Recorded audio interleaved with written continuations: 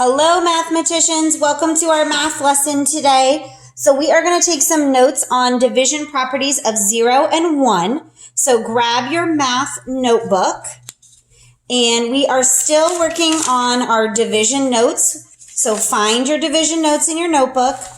And last time we were together, we took our notes on what an even and odd number was and our patterning. So I'm actually on that same exact page. I'm just going to draw kind of like a squiggly line, and I'm going to put properties of division as my title here. And then we're going to look at some examples of dividing by 1 and 0.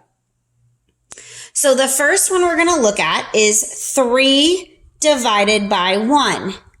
If I have 3 goldfish and I put them all into one bowl, then I would have 3 goldfish in that bowl.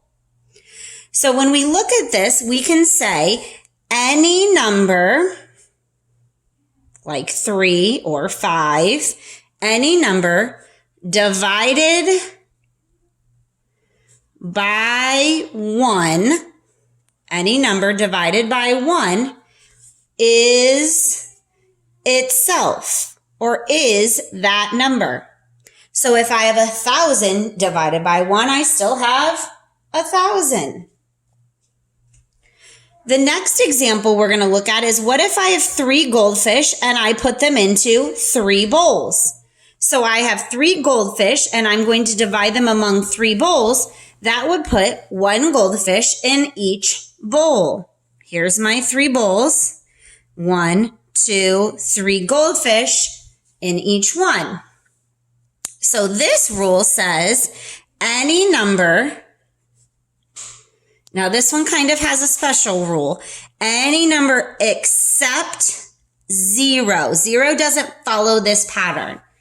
Any number except 0 divided by itself is 1. So if I have 1,000 and I put them into 1,000 plates, I still have 1 on each plate.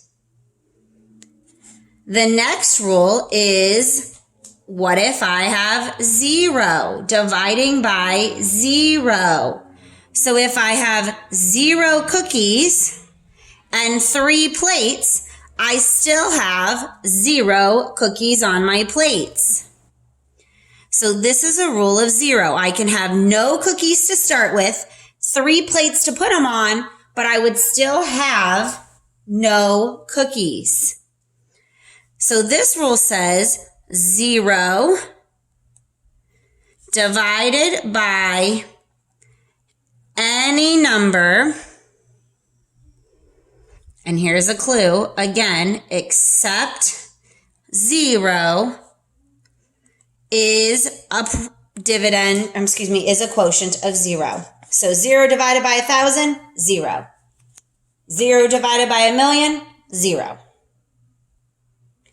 The tricky part comes when I have things, but I don't have anywhere to put them. So I have 3 pieces of candy, but I don't have anywhere to put my candy. I can't do that because there is no number times 0 that would give me 3. If you think about our inverses, there is no opposite inverse. I can't take 3 items and divide them among nothing. I have to have something to put them into. So the important rule here is you cannot divide any number by 0. I can start with 0, but I cannot divide it into 0 groups because I have to have somewhere to put my items. Today, when you do your lesson, have these notes with you so that you can look at the examples in our notebook and help you to solve your division equations today.